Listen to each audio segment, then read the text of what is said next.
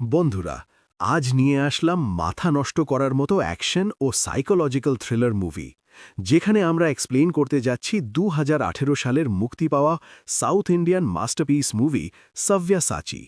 আগেই বলে রাখি, কাজকর্ম থাকলে সেরে নাও, কারণ আজ তোমরা যেই লেভেলের অ্যাকশন আর মাইন্ড গেম দেখতে যাচ্ছ, সেটা একবার শুরু হলে তোমার সব কাজ সাইডে পড়ে যাবে। তাই চলো, কথা বলে সময় নষ্ট না করে শুরু করা যাক আজকের মুভির বাংলা এক্সপ্লেনেশন। মুভি শুরু হয় হিমাচল প্রদেশের পাহাড়ি ঝুঁকিপূর্ণ রাস্তা দিয়ে যাওয়া এক হলিডে ট্রিপে আসা বাস দেখিয়ে। মূলত এই বাসের সকল প্যাসেঞ্জার ফ্রি ট্র্যাভেল জেতার কারণে সবাই ছুটি কাটাতে হায়দ্রাবাদ থেকে হিমাচল প্রদেশে এসেছে। তবে বাসের সকল প্যাসেঞ্জার একটা পর্যায়ে বুঝতে পারে তারা সবাই কোনো না কোনোভাবে একজন ব্যক্তির সাথে কানেক্টেড রয়েছে, আর যেই ব্যক্তির সাথে তাদের লিঙ্ক রয়েছে সে কোনো ভালো ব্যক্তি ছিল না। ফলে তারা কিছুটা চিন্তায় পড়ে যায়, এটা কিভাবে সম্ভব?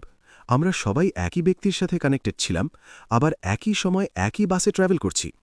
ঠিক তখনই কেউ কিছু বুঝে ওঠার আগেই বাসের ড্রাইভার বাসটি পাহাড়ের উপর থেকে খাইয়ে ফেলে দেয়। তখন বাসের মধ্যে মুভির প্রধান চরিত্র বিক্রমও ছিল। দেখা যায় বিক্রম বাসের জানালা ভেঙে বাস থেকে বের হয়। এর পরের দৃশ্যে হিমাচল প্রদেশের এক সরকারি হাসপাতালে বিক্রমকে দেখা যায়। এখানে একটা বিষয় বোঝার আছে, ওই বাসের সকল আরোহী মারা গেছে, তাহলে শুধু বিক্রম একা কিভাবে বেঁচে গেল? ডাক্তার বিক্রমকে বলে, আমার ক্যারিয়ারে এরকম কেস আগে পাইনি। এত বড় ভয়াবহ অ্যাক্সিডেন্টের পরও তুমি বেঁচে আছো, এটা মিরাকল ছাড়া আর কিছুই না। তবে বিক্রম ডাক্তারের কথায় মোটেও তাজ্জব হয় না, বরং সে মনে মনে বলে তার সাথে এরকম মিরাকল হওয়াটা নতুন কোনো ঘটনা না। পরে দেখা যায় বিক্রম হায়দ্রাবাদে তার বাড়িতে ফিরে আসে। তার আপন বলতে রয়েছে তার বোন, বোনের জামাই এবং তার বোনের মেয়ে মাহা। এদের নিয়েই তার জীবন চলমান। তবে সে মাহাকে প্রচণ্ড ভালোবাসে, কারণ মাহার মধ্যে সে তার মাকে খুঁজে পায়। এছাড়া সে পেশায় একজন অ্যাড ডিরেক্টর। সব মিলিয়ে বিক্রম খুব সাধারণ একজন ব্যক্তি। সে তার ফ্যামিলি, বন্ধুবান্ধব, নিজের কাজ এসব নিয়েই থাকে, তার বাড়তি কোনো বাজে অভ্যেস নেই। তবে এখনও কিন্তু একটা প্রশ্ন ঘুরপাক খাচ্ছে, এত বড় অ্যাক্সিডেন্ট থেকে বিক্রম কিভাবে বেঁচে গেল? এটার উত্তর আমরা সামনেই জানতে পারব। তাই ধৈর্য ধরে সাথে থাকো, কারণ সামনে কিছু রহস্যের উন্মোচন তোমাকে ঘোল চক্করে ফেলে দেবে। তুমি বলতে বাধ্য হবে, এটাও কি সম্ভব? তো ওই অ্যাক্সিডেন্টের কিছুদিন পর বিক্রমের জীবনে চিত্রার আগমন ঘটে। চিত্রার সাথে তার দেখা হয় একজন নতুন ক্লায়েন্ট হিসেবে। মূলত চিত্রার বিজনেস প্ল্যান ছিল একটু ব্যতিক্রম। যেমন, সে ব্ল্যাক অ্যান্ড হোয়াইট আমলের অ্যান্টিক জিনিসপত্র সংগ্রহ করে বিক্রি করত। সহজভাবে বলতে গেলে, মনে করো তোমার ছোটবেলায় একটা সাইকেলের শখ ছিল, তবে তখন তোমার কাছে টাকা ছিল না সেই শখ পূরণ করার। কিন্তু বর্তমানে তুমি একটা ভালো চাকরি করো, তোমার আর্থিক অবস্থা ভালো, তবে তুমি চাইলেও সেই শখ পূরণ করতে পারছ না, কারণ তখনকার সেই মডেলের সাইকেল বর্তমান বাজারে অ্যাভেলেবল নেই। তো চিত্রার মূল লক্ষ্য ওই সকল লোকের স্বপ্ন পূরণ করা। এর জন্য ১৯৮০ দশকের বিভিন্ন ধরনের পণ্য, যেমন সাইকেল, গাড়ি, মোটামুটি তখনকার আমলের অ্যান্টিক জিনিসপত্র তার শপে ছিল, যাতে করে সে ওই মানুষগুলোর স্বপ্ন পূরণ করতে পারে। আর এই কনসেপ্টের ওপর সে একটা অ্যাড তৈরি করতে চাচ্ছে। এই সুবাদেই তার বিক্রমের সাথে ৬ বছর পর আবারও দেখা হয়। আসলে বিক্রম আর চিত্রা কলেজ লাইফে রিলেশনে ছিল। ফ্ল্যাশব্যাকে দেখানো হয় তারা দুজনই একে অপরকে ভালোবাসত। তবে যখন তারা এই ব্যাপারটা একে অপরকে জানাবে, ঠিক তখনই চিত্রার সাথে এক অপ্রত্যাশিত ঘটনা ঘটে। দেখা যায় চিত্রা যখন তার মনের কথা বিক্রমকে বলতেই যাবে, ঠিক তখনই বিক্রমের কাছে কারো ফোন আসে। বিক্রম ফোন রিসিভ করে আড়ালে চলে যায়। কথা বলার শেষে চিত্রাকে বলে, আমায় এখন যেতে হবে, আমি পরে তোমার সাথে দেখা করব। এটা বলে বিক্রম চলে যায়। চিত্রা ধরে নেয় হয়তো কোনো জরুরি কাজ এসেছে। চিত্রা বলে, ঠিক আছে, সমস্যা নেই। তবে সেই দিনের পর বিক্রম তার সাথে আর কখনো দেখা করে না, তার সাথে সকল প্রকার যোগাযোগ বন্ধ করে দেয়। আজ হঠাৎ ৬ বছর পর তার সাথে আবার দেখা হলো। তাই চিত্রা এমনভাবে তার সাথে কথা বলে যেন সে বিক্রমকে চেনেই না। তবে বিক্রম চিত্রাকে দেখে খুশি হয়। সে চিত্রার সাথে আগের মতোই ফ্রেন্ডলি কথা বলে। এটা চিত্রার কাছে বিরক্তিকর লাগে। ফলে সে তারই অ্যাডের কাজটা বিক্রমকে দিতে চায় না। বিক্রম তৎক্ষণাৎ নিজেকে সংযত করে এবং তার সাথে ব্যালেন্স করে কথা বলে। ফলে চিত্রা পরে রাজি হয়। পরের দিন যথাযথভাবে বিক্রম তার অ্যাড তৈরির কাজে লেগে পড়ে। সে মাহাকেও এখানে নিয়ে এসেছিল। এভাবে দিন কয়েক চলে। কাছাকাছি থাকায় তাদের সম্পর্কের বরফ কিছুটা গলতে শুরু করে। চিত্রার কালেকশনের মধ্যে মাহার সবচেয়ে আইসক্রিম পছন্দ হয়, কারণ এই আইসক্রিমের ফ্লেভার অনেক পুরনো ছিল, যেটা এখন আর অন্য কোথাও পাওয়া যায় না। বলে রাখা ভালো, এই আইসক্রিমের এই মুভিতে অনেক বড় একটা ভূমিকা রয়েছে, যেটা আমরা সামনে জানতে পারব। এরপর দেখা যায় শ্যুট করার জন্য তারা সবাই নিউ ইয়র্কে আসে। নিউ ইয়র্কে আসার পর ধীরে ধীরে চিত্রা আর বিক্রমের দূরত্ব কমতে থাকে। এক পর্যায়ে বিক্রম চিত্রাকে সরি বলে এবং কেন সে 6 বছর ধরে তার সাথে যোগাযোগ করেনি এর পূর্ণাঙ্গ ব্যাখ্যা দেয়। মূলত সেই দিন তার বোনের বিয়ে ছিল, যেটা তার বোনের ইচ্ছার বিরুদ্ধে তার বাবা ঠিক করেছিল। আর বিক্রম তার বোনের খুশির কথা চিন্তা করে বিয়ের দিন তার বোনকে পালাতে সাহায্য করে। পরে যখন এটা জানাজানি হয় তখন তার বাবা হার্ট স্ট্রোক করে। ফলে তার বাবার মৃত্যুর জন্য বিক্রম নিজেকেই দোষী মনে করে। সে এই মানসিক ট্রমা থেকে কোনোভাবেই বের হতে পারে না। এজন্য সে নিজেকে আড়াল করে নিয়েছিল। যদিও সে পরবর্তীতে চিত্রাকে অনেক খুঁজেছিল, তবে কোথাও তাকে পায়নি। সবকিছু শোনার পর চিত্রা আর দূরে থাকতে পারে না। সে পিছনের সব কিছু ভুলে বিক্রমকে আপন করে নেয়। এমনকি সে এখানে বিক্রমকে প্রপোজও করে। ফলে বিক্রমের জীবন এখন পূর্ণাঙ্গ রূপ নিতে যাচ্ছে। এরপর দেখা যায় বিক্রম ফ্লাইটে ওঠার আগে মাহার সাথে ফোনে কথা বলে। মাহা তার মামাকে খুব মিস করছিল। তাই বিক্রম বলে, তুমি মোটেও চিন্তা করো না, আমি বর্তমানে এয়ারপোর্টে আছি, খুব শিগগিরই আমি তোমার কাছে চলে আসব। এটা শুনে মাহা অনেক খুশি হয়। বিক্রম যথাযথ বিমানে চড়ে ইন্ডিয়ায় চলে আসে। সে এয়ারপোর্ট থেকে ট্যাক্সি নেয়। ড্রাইভার তাকে ঠিকানা অনুযায়ী নিয়ে আসে। তবে সে গাড়ি থেকে নামলে হতবাক হয়ে যায়, কারণ তাদের বাড়ি ধ্বংসস্তূপে পরিণত হয়েছে। তাকে জানানো হয় গ্যাস সিলিন্ডার বিস্ফোরণে তার জিজা ও মাহা মারা গেছে।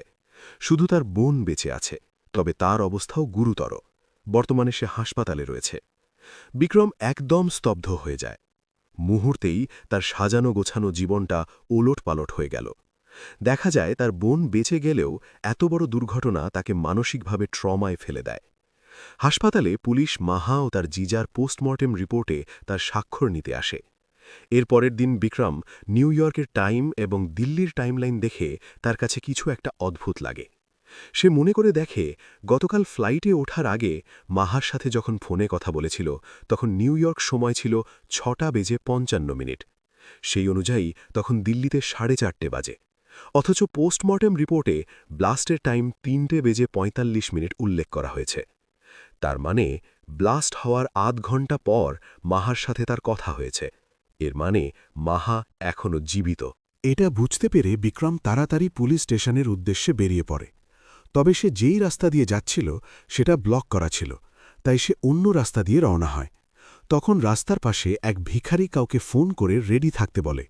পরে দেখা যায় কেউ একজন রাস্তার মধ্যে তার কাটা বিছিয়ে দেয়, ফলে বিক্রমের গাড়ি পাংচার হয়ে যায়। বিক্রম গাড়ি থেকে বাইরে এলে তার মোবাইলে প্রাইভেট নাম্বার থেকে কল আসে। ফোনের অপাশ থেকে কেউ একজন তাকে আবহাওয়া বার্তা জানায়। বিক্রম বিরক্ত হয়ে ফোন কাটতে চায়। ঠিক তখনই ফোনের ওপাশ থেকে মাহা মামা বলে ডাক দেয়। বিক্রম মাহার কণ্ঠ শুনে চমকে যায়। সে বলে, মাহা, তুমি ঠিক আছো তো? তুমি কোথায় আছো? মাহা বলে, মামা, আমি বর্ডারের কাছে আছি, আমায় এখান থেকে নিয়ে যাও। বিক্রম কিছু বলবে এর আগেই তার সাথে কথা বলে রুদ্রা। রুদ্রা তাকে বলে, সে বুঝতে পারছিস তো, যাকে আমরা নিজের দুনিয়া মনে করি তাকে কেউ ছিনিয়ে নিলে কেমন লাগে? বিক্রম রেগে বলে, তুই কে? রুদ্রা উত্তরে বলে, আমি তুফান, আর তুফান যখন আসে তখন ঘরে থাকতে হয়। তুই বাইরে কেন বের হয়েছিস? রুদ্রা এখানে উপহাস করে বলে, ও আচ্ছা, তোর তো ঘরই নেই, ঘর থাকবে কিভাবে? তোর ঘর তো আমি বোম দিয়ে উড়িয়ে দিয়েছি। বিক্রমের কিছুই বুঝে আসছে না, কারণ সে রুদ্রাকে কোনোভাবেই চিনতে পারছিল না। রুদ্রা তাকে বলে, আচ্ছা, তোর সাথে এত কিছু হয়ে গেল, সেই হিসেবে তোর তো বেঁচে থেকে লাভ নেই, তার চেয়ে বরং তুই মরে যা। এটা বলে সে ফোন কেটে দেয়। বিক্রম কিছু বুঝে উঠবে ঠিক এর আগেই এক কিলার পেছন থেকে ছুরি দিয়ে বিক্রমকে মারার চেষ্টা করে। তবে বিক্রমের অজান্তেই তার বাম হাত সেই ছুরি দিয়েই কিলারকে মেরে ফেলে। বিক্রমের বাম হাত বিক্রমের কন্ট্রোলে ছিল না। যদিও এটা বিক্রমের সাথে নতুন না, ছোট থেকে তার বাম হাত একজন বড় ভাইয়ের মতো বিপদের সময় সক্রিয় হয়ে যায়। এর যথেষ্ট কারণ আছে, যেটা আমরা সামনে আরও পরিষ্কার বুঝতে পারব। পরের দিন বিক্রম পুলিশ স্টেশনে আসে, তবে সাব ইন্সপেক্টর তার অভিযোগ নিতে চায় না, কারণ সরকারি পোস্টমর্টেম রিপোর্ট অনুযায়ী মাহা মারা গিয়েছে। সুতরাং তারা এই বিষয়ে কোনো অভিযোগ নেবে না। মোটামুটি সাব ইন্সপেক্টর তাদেরকে পাত্তাই দেয় না। পরে বিক্রম সেই ডিএনএ ডাক্তারের কাছে আসে, যে রিপোর্টে সাইন করেছিল। ডাক্তার প্রথমে তাদের সাথে কথাই বলতে রাজি হয় না, তবে বিক্রম এই ডাক্তারের ব্যাপারে ভালো করে জানত। বিক্রম যখন এই ডাক্তারের বাবার ভালো কাজের কিছু উদাহরণ দেয় তখন ডাক্তার তার ভুল স্বীকার করে। মূলত রুদ্রা এই ডাক্তারের প্রেগন্যান্ট ওয়াইফকে কিডন্যাপ করে নিয়েছিল আর তাকে বাধ্য করেছিল এই রিপোর্টে সাইন করতে। কোনো উপায় না থাকায় ডাক্তার তার ওয়াইফকে বাঁচাতে সাইন করে দেয়। বিক্রম ডাক্তারের কাছে সেই নাম্বারটির ব্যাপারে জানতে চায়, যেই নাম্বার দিয়ে রুদ্রা তার সাথে কথা বলেছিল। তবে নাম্বারটি প্রাইভেট ছিল, ফলে নাম্বারটি বের করা কঠিন হয়ে যায়। তবে বিক্রম তার সোর্সের মাধ্যমে নাম্বারটি বের করে, কিন্তু নাম্বারটি পাওয়ার পর তারা হতবাক হয়ে যায়, কারণ এই নাম্বারটি বিক্রমের নিজের ছিল। তাদের কারো কিছুই বুঝে আসে না, তার নাম্বার দিয়ে তার ফোনে কিভাবে কথা বলল। তখন বিক্রম বলে, এটা সম্ভব, কারণ একই নাম্বারের ক্লোন তৈরি করা বর্তমান খুব একটা কঠিন নয়। তখনই তার কাছে কুরিয়ারে কারো পোস্টমর্টম রিপোর্ট আসে। রিপোর্ট দেখে বিক্রম স্তব্ধ হয়ে যায়। সবাই জানতে চায় এটা কার রিপোর্ট।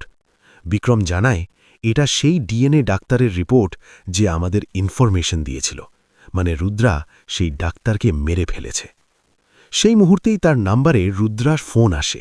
রুদ্রা তাকে ওয়ার্নিং দেয়, সে যেন এই ব্যাপারে আর ঘাটাঘাটি না করে, অন্যথায় সে মাহাকে আর কোনো দিনই দেখতে পাবে না। বিক্রম বলে, ঠিক আছে, আমি এই বিষয়ে আর কাউকে কিছু বলবো না। রুদ্রা বলে, তুই কি মাহার আওয়াজ শুনতে চাস? বিক্রম নমনীয় হয়ে বলে, হ্যাঁ প্লিজ। রুদ্রা বলে, কথা বলাতে পারি, তবে বিনিময়ে তোকে আমার একটা কাজ করে দিতে হবে। আমি আগামীকাল তোকে ফোন দেব, আমার ফোনের অপেক্ষায় থাকিস। পরের দিন যথাযথভাবে রুদ্রা বিক্রমের মোবাইলে একটি লোকেশন পাঠায় এবং তাকে লোকেশন অনুযায়ী চলে আসতে বলে।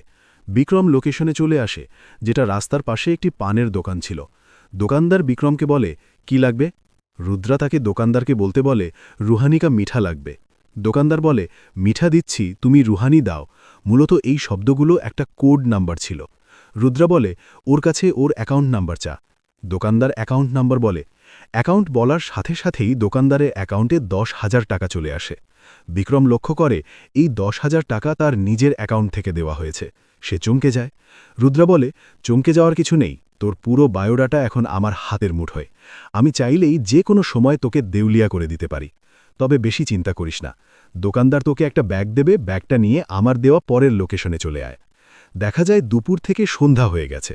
রুদ্রা তাকে একের পর এক লোকেশন বলছে আর বিক্রমও তার কথা মতো চলছে, কারণ রুদ্রার কথা শোনা ছাড়া বিক্রমের অন্য কোনো উপায় ছিল না। পরে তাকে একটি জায়গায় দাঁড়াতে বলে এবং বলে, পাশে একটি লাল গাড়ি আছে, ওখানে একটি বস্তা পড়ে আছে, বস্তাটির কাছে যা। তবে বস্তা দেখে বিক্রম ভয় পেয়ে যায়, কারণ বস্তার ভিতরে কারো বডি রাখা ছিল। সে ভয়ে ভয়ে বস্তা খোলে। ভিতরে একটি ছেলের বডি ছিল, তবে এখনও ছেলেটির নিঃশ্বাস নিচ্ছিল। মূলত এই ছেলেটি মাহা যেই স্কুলে পড়ে সেই স্কুলের সামনে বেলুন বিক্রি করত। রুদ্রা বিক্রমকে বলে, তুই এখন ছেলেটাকে হাসপাতালে নিয়ে যাবি নাকি আমার কাছে আসবি, সিদ্ধান্ত তোর। বিক্রম যেটা করে, সে তাড়াতাড়ি ছেলেটাকে হাসপাতালে ভর্তি করায়। এরপর রুদ্রার বলার রেল স্টেশনে আসে। তবে স্টেশনে আসতেই চোখের পলকে বিক্রমের কাঁধে থাকা সেই ব্যাগটি এক ছিনতাইকারী নিয়ে যায়। বিক্রম তৎক্ষণাৎ ছিনতাইকারীর পিছু করে। অনেকক্ষণ ধাওয়ার পর অনেক কষ্টে সে ছিনতাইকারীকে ধরে ফেলে। আর যখনই সে ছিনতাইকারীকে মারতে যাবে, তখনই রুদ্রা বলে, কি করছিস? ওকে মারিস না, ও আমার লোক। কেমনটা লাগে? তোর লোক, তুই এটা আগে বল। মানে রুদ্রা ইচ্ছা করে বিক্রমকে হয়রানি করছে। পরে রুদ্রা বিক্রমকে তাড়াতাড়ি একটি ট্রেনের কাছে যেতে বলে, যেটা ছাড়ার সময় হয়ে গেছে। বিক্রম যতটা দ্রুত পারে চলে আসে। সে এতটা তাড়াহুড়ো করে আসে যে তার শ্বাস ফুলতে থাকে। সে লক্ষ্য করে তার সামনে একটি পানির বোতল রয়েছে। বিক্রম কিছু চিন্তা না করেই পানি খেয়ে ফেলে। তখন কাউন্টার থেকে ঘোষণা করা হয়, এই ট্রেনটি আরও 1 ঘন্টা পরে ছাড়বে। রুদ্রা তাকে বলে, ট্রেন এখন ছাড়ুক বা পরে ছাড়ুক তাতে আমার কিছু যায় আসে না। তোর কাছে 15 মিনিট সময় আছে। এখন তুই গাড়িতে করে আসবি না ট্রেনে করে আসবি, এটা তোর ব্যাপার। বিক্রম তখন দৌড়ে ঠিকানা অনুযায়ী আসার চেষ্টা করে, তবে কিছু দূর আসার পর ক্লান্ত হয়ে যায়। সে কোনোভাবেই আর এগোতে পারে না। তখন রুদ্রা বিদ্রূপ করে তাকে বলে, তোকে একটা কথা বলতে ভুলে গিয়েছিলাম, তুই ট্রেনে যে বোতলের পানি খেয়েছিস, ওই পানিতে ঘুমের ওষুধ মেশানো ছিল। তুই আগামী 1 মিনিটের মধ্যেই গভীর ঘুমে চলে যাবি। আর হ্যাঁ, তুই যেই ব্যাগটা এনে দিয়েছিস, ওই ব্যাগের ভিতরে মাহার পাসপোর্ট ছিল, তাই তুই আর কোনোদিনই মাহাকে দেখতে পারবি না। বিক্রম কোনোভাবেই তার শরীরের সাথে পেরে ওঠে না। তখন সে নিজেকে ঘুম থেকে বিরত রাখার জন্য নিজেই নিজেকে ইলেকট্রিক শক দেয়। এরপর সে আবারও দৌড়াতে থাকে এবং ফাইনালি 15 মিনিটের আগেই রুদ্রার দেওয়া লোকেশনে চলে আসে। রুদ্রা তার থেকে 50 ফুট দূরে ছিল, তবে তার পা আর চলছিল না। সে কোনোভাবেই সামনে যেতে পারে না, মাটিতে লুটিয়ে পড়ে। রুদ্রা নন্দকিশোরকে বলে, আমি আমার কথা মতো এসেছি, এখন ও আমায় দেখবে না, এটা তো আমার দোষ না। এই বলে রুদ্রা চলে যায়। পরে দেখা যায় চিত্রা কোনোভাবে বিক্রমের খবর পেয়ে তাকে তার বাসায় নিয়ে আসে। পরের দিন বিক্রমের জ্ঞান ফিরে আসে। বিক্রম পুরোপুরি হতাশ হয়ে যায়। সে এবার কিভাবে মাহাকে খুঁজে পাবে, এই চিন্তায় সে সর্বক্ষণ অস্থির হয়ে থাকে। তখন সে হিসেব করে দেখে রুদ্রা তাকে যেই যেই লোকেশনে যেতে বলেছে বা নিয়ে গেছে, সেই প্রত্যেকটা জায়গাকে যদি ম্যাপে মার্ক করা হয়, তাহলে ম্যাপের মধ্যে একটি নির্দিষ্ট আকৃতি তৈরি হয়। পরে সেই লাল গাড়িটার কাছে আসে। গাড়িটা ভালো করে দেখলে দেখা যায় গাড়িটিতে 21 নাম্বার লেখা। তবে এর অর্থ তার বুঝে আসে না। তখনই কেউ পেছন থেকে তার মাথায় আঘাত করে। এরপর তাকে একটি পরিত্যক্ত জায়গায় নিয়ে আসে। এখানে বেশ কয়েকজন বাইক নিয়ে একসঙ্গে তার উপর আক্রমণ করে। তারা তাকে বেধড়ক মারধর করে এবং মারতে মারতে তাকে অজ্ঞান করে ফেলে। এই বাইকগুলোর মধ্যে একজন রুদ্রাকে ফোন করে জানায় তারা তাদের কাজ করেছে। বিক্রম এখন তাদের হাতে বন্দী। রুদ্রা বলে, ঠিক আছে, অনেক হয়েছে, এবার ওকে মেরে ফেল। পরে বিক্রমকে মারার জন্য তারা প্রস্তুতি নেয়। এখানে একটা বিষয় পরিষ্কার করা দরকার। মূলত মুভির শুরুতেই দেখানো হয় বিক্রম পেটে থাকতে তার মায়ের যমজ সন্তান হওয়ার কথা ছিল। তবে খাবারের পুষ্টি ও বিভিন্ন কারণে বড়জন ধীরে ধীরে বিক্রমের শরীরে চলে যায়, যেটা শুধুমাত্র তার বাম হাত এবং মস্তিষ্কের কিছু অংশে রয়েছে। তাই বিক্রম মূলত একা নয়, তার সঙ্গে তার বড় ভাইও আছে। তাই বিক্রম যদি কোনো বিপদে থাকে, তখন তার বড় ভাই মানে তার বাম হাত সক্রিয় হয়ে যায়। ফলে এখানে যখন বিক্রমকে মারার জন্য একজন তার দিকে এগিয়ে আসে, তখন হঠাৎ বিক্রম জেগে ওঠে এবং বিক্রমের বাম হাত সক্রিয় হয়ে এখানকার প্রতিটা লোককে প্রতিহত করে। সত্যি বলতে এখানকার লড়াই দেখার মতো ছিল। যাই হোক, এখানকার কেউই বিক্রমের সামনে টিকতে পারে না। তবে বিক্রম কোনোভাবেই রুদ্রার পরিচয় বা সে কোথায় আছে সেটা জানতে পারে না। সে কোনোভাবেই বুঝতে পারছিল না রুদ্রা কেন তার পিছে পড়েছে। তখন একটি খেলনা গাড়ি দেখে তার সাথে হয়ে যাওয়া সেই বাস অ্যাক্সিডেন্টের কথা মনে পড়ে। সেই বাসে 21 জন প্যাসেঞ্জার ছিল, যারা সবাই মারা গিয়েছিল। তখন তার মনে পড়ে ওই অ্যাক্সিডেন্ট হওয়ার আগে বাসে থাকা সবাই একজন ব্যক্তির নাম নিচ্ছিল। বিক্রম অনেক মনোযোগ দেওয়ার পর তার মনে পড়ে সবাই আরুণের নাম নিচ্ছিল।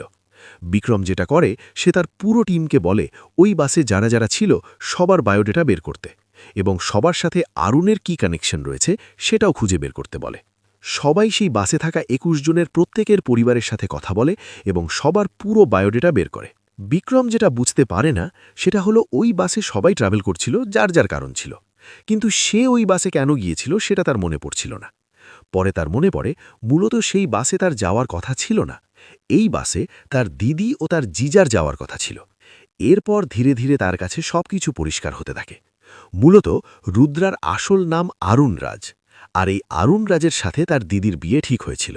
পরে এখানে ফ্ল্যাশব্যাকে দেখানো হয় বিক্রমের বাবা রুদ্রা ও বিক্রমের দিদির বিয়ে ঠিক করে। তবে এই বিয়েতে তার দিদির মত ছিল না, তার দিদি অন্য কাউকে পছন্দ করত। তবে তার বাবার ভয়ের কারণে সে এটা বলতে পারে না। শেষ মুহূর্তে বিক্রম যখন তার বাবাকে এটা জানায়, তখন তার বাবা এই বিয়ে ভাঙতে রাজি হয় না। সে তার সিদ্ধান্তে অনড় থাকে। কিন্তু পরবর্তীতে দেখা যায় বিয়ের দিন বিক্রম নিজে তার দিদিকে পালাতে সাহায্য করে। তবে সেই দিনের এই অপমান রুদ্রা মেনে নিতে পারে না। সে রাগে ফুঁসতে থাকে। এরপর সিন বর্তমান সময়ে আসে। অবশেষে বিক্রমের কাছে সব কিছু পরিষ্কার হয়। সে এই বিষয়টা তার দিদিকেও জানায়। তার দিদি কাঁদতে কাঁদতে বলে, আমি আমার প্রাণপ্রিয় হাজব্যান্ডকে হারিয়েছি, তবে আমি তার শেষ নিশানি হারাতে চাই না। তুই যেভাবেই হোক মাহাকে আমার কাছে এনে দে। বিক্রম তার দিদির কাছে ওয়াদা করে যে কোনো মূল্যে সে মাহাকে উদ্ধার করে আনবে। পরে দেখা যায় তারা রুদ্রার ঠিকানা না পেলেও তার বাবার ঠিকানা পায়। এরপর তারা রুদ্রার বাবার কাছে আসে। এখানে রুদ্রার বাবা বিক্রমকে জানায় রুদ্রার এই কুকর্মের জন্য সে নিজেও দায়ী। মূলত রুদ্রা ছোট থেকেই একজন ব্রিলিয়ান্ট ছাত্র ছিল, আর 10টা মানুষের মতো নরমাল ছিল না। তবে কোনো না কোনো ক্ষেত্রে সে ভালো কিছু করতে গেলেই সমাজ সেটা ভালোভাবে নিত না। যখনই সে ভালো কিছু করতে যায়, তখনই সমাজের কাছ থেকে অপমান আর অবহেলা পেত, যেটা ধীরে ধীরে তাকে একজন ভালো মানুষ থেকে পশুতে পরিণত করে। একসময় সে সুইসাইড করতে চায়। ছেলের এই করুণ পরিণতি দেখে তার বাবা তাকে বোঝায় এটা কোনো সমাধান না, তার চেয়ে বরং তুমি মানুষের মুখ বন্ধ করা শেখো। তুমি যেটা করলে মানুষ তোমায় কিছু বলবে না, সেই দিকে মনোযোগ দাও। নিজেকে শেষ করলেই সবকিছু ঠিক হয়ে যাবে না। তবে তার বাবার এই পরামর্শ সে ভিন্নভাবে নেয়। দেখা যায় সে এক মহা পরিকল্পনা করে। আজ পর্যন্ত যারা যারা তাকে অপমান আর অবহেলা করেছে তাদের সবাইকে মেরে ফেলার জন্য লিস্ট করে। পরে তার এই পরিকল্পনা দেখে তার বাবা ঘাবড়ে যায়। রুদ্রা তার বাবাকে জানায়, বাবা, আপনি সেদিন ঠিকই বলেছিলেন, আমি সবার মুখ বন্ধ করার উপায় খুঁজে বের করেছি। আমি কেন মরব? যারা আমাকে কষ্ট দিয়েছে তারা মরবে। রুদ্রার বাবা ভয় পেয়ে যায়। সে তার ছেলেকে এসব থেকে বিরত রাখার জন্য তাকে দূরে কোথাও চলে যেতে বলে। তখন রুদ্রাও এতে রাজি হয়। সিন আবার বর্তমান সময়ে আসে। রুদ্রার বাবা বিক্রমকে বলে, ওই দিনের পর আমার আর রুদ্রার সাথে দেখা হয়নি। সে এখন কোথায় আছে সেটাও আমি জানি না। এখানে এসে বিক্রমের খুব একটা লাভ হয় না। ঠিক তখনই বিক্রমের কাছে রুদ্রার ফোন আসে। রুদ্রা বলে, ভালোই তো, তুই দেখি আমার বাবা পর্যন্ত পৌঁছে গিয়েছিস। বিক্রম রুদ্রাকে ওয়ার্নিং দিয়ে বলে, এসব বন্ধ কর, নয়তো তোর শেষ পরিণতি ভালো হবে না। রুদ্রা তার এই হুমকিতে ভয় তো পায় না, উল্টো বিক্রমকে বলতে থাকে কিভাবে সেই দিন ইলেকট্রিশিয়ান সেজে তাদের বাসায় ঢুকে কিভাবে সিলিন্ডারের সাথে বোম সেট করেছিল। তার কাজ হয়ে গেলে সে শুনতে পায় বিক্রমের জিজা বিক্রমের দিদির কাছে মাহা ব্যাপারে জানতে চায়। তখন তার দিদি বলে, আজ মাহার স্কুলে প্রোগ্রাম চলছে, তাই ওর আসতে আসতে 4:30 বাজবে। এটা যাওয়ার সময় রুদ্রা শুনে ফেলে। রুদ্রার মূল প্ল্যান ছিল পুরো ফ্যামিলিকে মেরে ফেলা।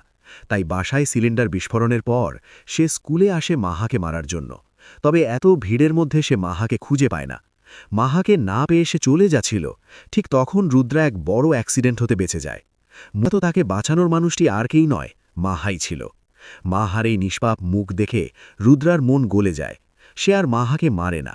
তার সিদ্ধান্ত পরিবর্তন করে সে মাহাকে নিজের কাছে রাখার সিদ্ধান্ত নেয়।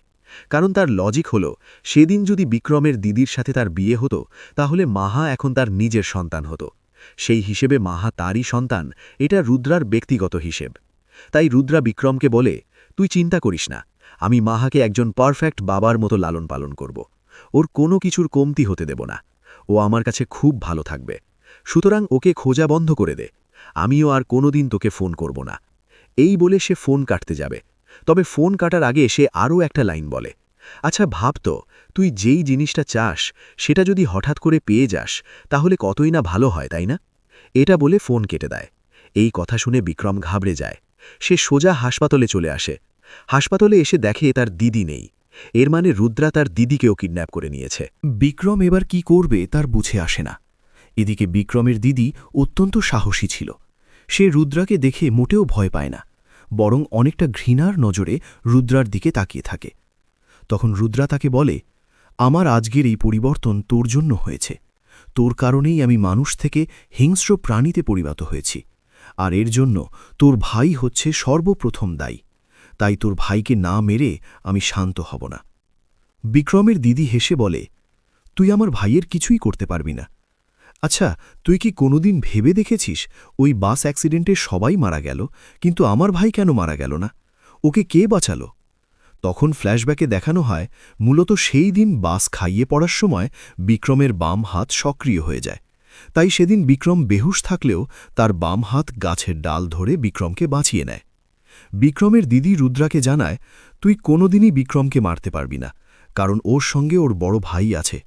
ওর কোনো ক্ষতি ওর বড় ভাই হতে দেবে না। রুদ্রা তখন বুঝতে পারে বিক্রম একা না, তার সঙ্গে তার যমজ ভাইয়ের সোল রয়েছে। তবে বিষয়টাকে সে হেসে উড়িয়ে দেয়।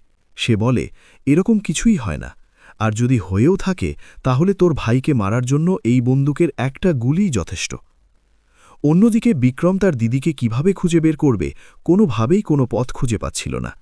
তখন তার মনে পড়ে রুদ্রা তাকে বলেছিল সে মাহাকে নিজের মেয়ের মতো লালন পালন করবে। বিক্রমের মনে পড়ে মাহার চিত্রাস্ববের আইসক্রিম খুব পছন্দ ছিল, আর চিত্রাস্ববের আইসক্রিম অন্য কোথাও পাওয়া যায় না। তাই সে যেটা করে, সেই আইসক্রিমের ট্রলির পাশে চুপচাপ দাঁড়িয়ে থাকে। কিছুক্ষণ পর এখানে আইসক্রিম নেওয়ার জন্য রুদ্রার অ্যাসিস্ট্যান্ট নন্দকিশোর আসে। ফলে বিক্রম নন্দকিশোরের পিছু করতে করতে রুদ্রার লোকেশনে চলে আসে। তবে বিক্রম ভেতরে প্রবেশ করতেই রুদ্রার লোকেরা তাকে মৌমাছির মতো একযোগে ঘিরে ধরে। তবে বিক্রম কাউকেই ছেড়ে কথা বলে না। দেখা যায় বিক্রম একের পর এক রুদ্রার প্রতিটা লোককে খতম করতে থাকে।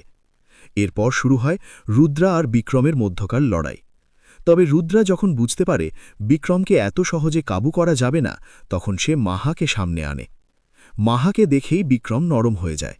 এই সুযোগে রুদ্রা পেছন থেকে বিক্রমের মাথায় আঘাত করে। ওদিকে মাহাকে এমন জায়গায় রাখা হয়েছিল, মাহা যদি বেশি সামনে চলে আসে তাহলে সে চলন্ত মেশিনের মধ্যে পড়ে যাবে। বিক্রম বারবার মাহাকে সামনে আসতে বারণ করে, তবে ছোট্ট মেয়েটা তার মামার কথা বুঝতে পারে না, সে তার মামার কাছে আসতে চায়। এদিকে রুদ্রা রীতিমতো বিক্রমকে আঘাত করেই যাচ্ছিল। এক পর্যায়ে বিক্রম অনেক বেশি দুর্বল হয়ে পড়ে। তখনই তার বাম হাত আবারও সক্রিয় হয়ে যায়। দেখা যায় এবার বিক্রম রুদ্রাকে উথাম পিটুনি দেয়। ওদিকে মাহা আস্তে আস্তে সেই চলন্ত মেশিনের মধ্যে পড়ে যাচ্ছিল, যদিও বিক্রম অনেক কষ্টে মাহাকে বাঁচিয়ে নেয়। মাহাকে পেয়ে সে তাকে জড়িয়ে ধরে এবং অনেকটাই ইমোশনাল হয়ে পড়ে। তখন এই সুযোগে রুদ্রা পেছন থেকে তার দিকে এক ধারালো অ্যাঙ্কার ছুঁড়ে মারে। তবে রুদ্রা জানত না বিক্রমের বাম হাত সব সময় অ্যালার্ট থাকে, যার ফলস্বরূপ অ্যাঙ্কারটি বিক্রমের বাম হাত ধরে ফেলে এবং রিটার্ন অ্যাঙ্কারটি রুদ্রার দিকে ছুঁড়ে মারে। সেটা সরাসরি রুদ্রার বুকে গেঁথে যায়। শেষ সময়ে রুদ্রা বিক্রমের কাছে জানতে চায়, তোর বাম হাতে কি রয়েছে? বিক্রম তাকে বলে, তুই আমার সব খবর রেখেছিস, কিন্তু আমার বাম হাতে কি রয়েছে সেটা কোনোদিনই জানতে পারিসনি। বিক্রম আরও বলে, যে ব্যক্তি তার ব্রেনকে ভালো কাজে লাগায় তাকে দুনিয়া মহান ব্যক্তি বলে, আর যে তোর মতো ব্রেনকে কুকর্মে লাগায় তাকে শয়তান বলে। তবে শেষ সময়েও রুদ্রার বদমাইশি মনোভাব যায় না। এত কিছু হওয়ার পরও তার অনুতপ্ত বোধ হয় না। রুদ্রা মারা যাওয়ার পর বিক্রম মাহাকে তার দিদির কাছে নিয়ে আসে। নিজের মেয়েকে আবার দেখতে পেয়ে বিক্রমের দিদি অনেক খুশি হয়। তাদের এই খুশি দেখে বিক্রমের মনটা জুড়িয়ে যায়। এরপরেই মুভিটি সমাপ্তি ঘটে।